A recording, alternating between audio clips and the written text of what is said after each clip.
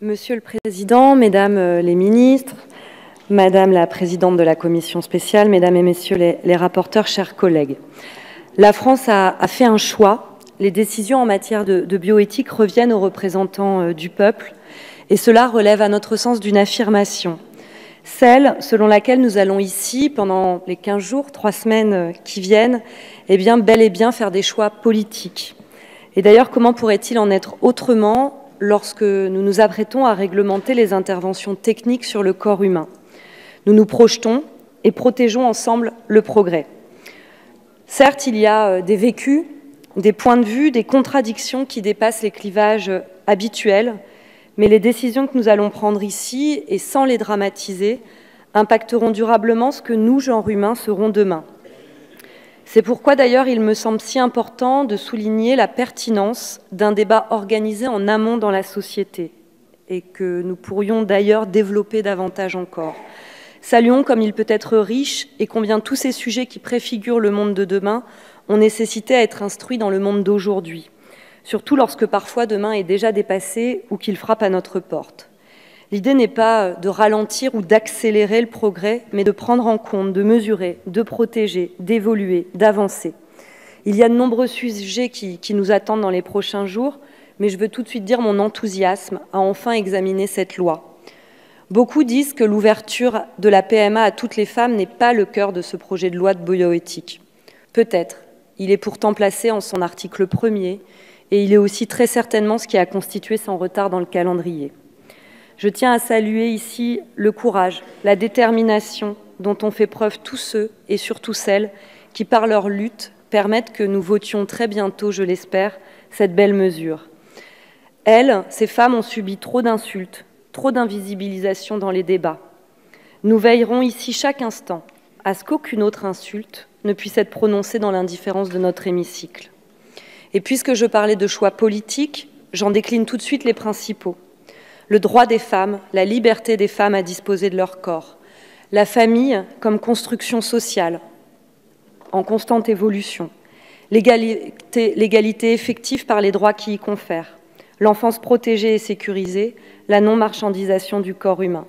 Je m'arrête sur cette dernière car elle est très certainement notre ligne rouge, non pas celle brandie comme un obstacle à toute avancée, mais bien contre cette marchandisation qui pensait comme un préalable et comme une finalité. Dans un monde en compétition et en accumulation permanente, en conflit aussi, et en déshumanisation à certains égards, nous protéger de cette marchandisation, c'est un peu et même beaucoup sûrement protéger notre humanité.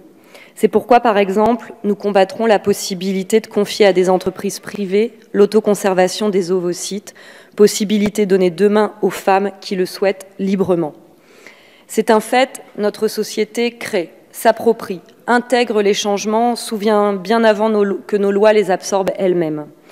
Au début des années 90, à l'aube des débats sur l'encadrement des techniques de PMA, on entendait certains prétendre qu'il n'était pas possible de concevoir le don de sperme ou le don d'ovocytes autrement que comme un adultère. Aujourd'hui, nous entendons ça et là des mensonges, ou plutôt des stupidités offensantes à l'encontre de la PMA pour toutes, alors même que 3/4 des Français y sont favorables, 3/4 des Français y sont prêts.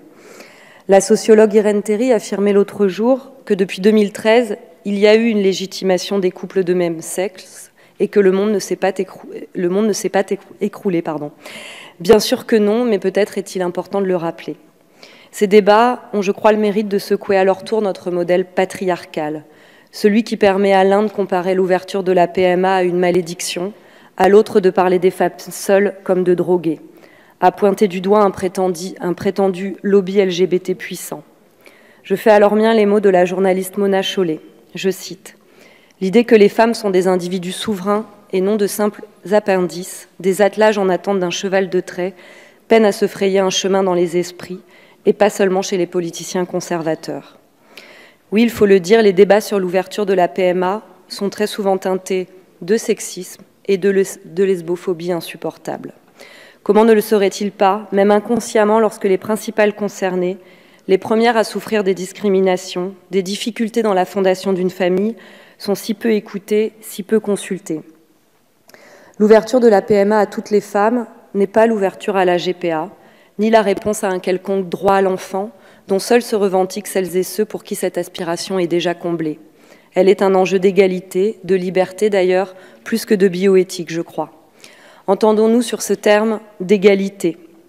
L'ouverture de la PMA demain, pour toutes, permettra à toutes les femmes, dotées d'un utérus, et donc en ce sens égal, d'avoir même accès à une technique médicale ancienne et encadrée depuis longtemps, qui déjà permet de procréer autrement que charnellement avec un don de gamètes. Nous avons donc déjà permis, via cette technique, que des parents le soient, sans être les géniteurs. Et ce n'est pas jouer avec la science, pas faire les apprentis sorciers. Notre boussole doit être le bien-être de l'enfant, son intérêt supérieur. Aujourd'hui, 60% des enfants naissent hors mariage. Qu'en pensions-nous il y a 80, 90 ans? Que pensions-nous des enfants divorcés il y a 40 ans, il y a 50 ans? Les enfants issus de la PMA existent déjà. Les enfants élevés par deux femmes aussi, ou par des femmes seules aussi. Ils ne vont finalement ni moins bien ni mieux que les enfants dans des couples hétérosexuels ou monoparentaux. Les études de la chercheuse Suzanne Gombolok nous montrent que l'épanouissement des enfants n'est en rien corrélé à l'orientation sexuelle des membres, mais à la qualité des interactions entre parents et enfants. Je me demande parfois si nous avions vraiment besoin de ces études pour nous le prouver. L'égalité doit aussi être au cœur d'une filiation sécurisée. L'ouverture de la PMA a nécessité de faire évoluer la notion de filiation dans notre droit. Rappelons que le droit ne lie pas la filiation à l'origine biologique de l'enfant, mais à la paternité ou à la maternité, à celui ou celle qui l'aime, l'élève, l'entoure et le place au cœur d'un projet familial.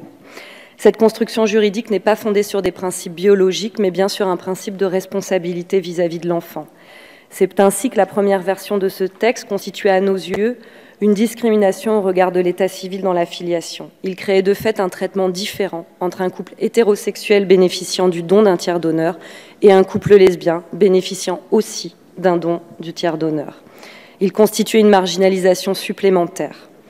Grâce à l'appui de nombreux juristes, d'associations, mais aussi de députés, le gouvernement a modifié ce texte et je crois qu'il s'est enrichi, je m'en félicite. Nous ne sommes pas tout à fait au bout du chemin, me semble-t-il. Je crois que les auditions nous ont permis de mieux cerner la logique de dissimulation au nom de la vraisemblance biologique pour les couples hétérosexuels bénéficiant d'un don de gamètes. Et je crois véritablement que nous aurons avancé sur des progrès concernant la filiation. L'ouverture de la PMA pour toutes relève également de la protection du corps des femmes. Cette interdiction aujourd'hui pousse de nombreuses femmes à entreprendre des pratiques dangereuses, comme des relations sexuelles non protégées, des achats de sperme en dehors des circuits légaux, ou même encore des inséminations artisanales. Le recours au marché gris de la procréation sur Internet met en danger la santé de ces femmes et des enfants. Cela nous invite également à penser à l'élaboration d'une campagne nationale pour le don d'osperme et le don d'ovocytes, comme il a existé des campagnes nationales pour le don d'organes. En France, aujourd'hui, un couple sur 6 a des difficultés à concevoir. Et ce chiffre, nous le savons, est en constante augmentation. Et nous appelle à penser à un grand plan sur la fertilité dans un avenir proche. Je me permets à ce moment de dire à quel point, et je l'ai déjà dit tout à l'heure, il est insupportable, dans une société où l'injonction à être mère est si forte, combien il est fou de voir cet espoir réduit à un caprice ou à une demande sociétale. La prise de décision d'entamer un parcours de PMA est mûrement réfléchie. Il est douloureux et son taux d'échec est immense. La PMA peut être lourde, elle peut parfois fracturer des couples. Elle vient avec son lot de déceptions, de souffrances et heureusement, souvent, pas assez au bout du chemin, de joie quand arrive l'enfant tant désiré. Car oui, nous parlons bel et bien du désir si singulier d'avoir un enfant, de l'élever, de l'aimer. L'expression « droit à l'enfant » est aussi vide de sens qu'elle est blessante pour les couples et les femmes en situation d'hypofertilité. Alors je le souhaite, comme avec le mariage pour tous, la foudre qui devait s'abattre semble être restée dans le domaine de l'amour. À nouveau avec la PMA pour toutes, l'orage passera, s'éloignera, mais le bonheur de celles et ceux qui bénéficieront de ce progrès, lui, restera. Et il était temps, plus que temps. Je vous remercie. Je vous remercie.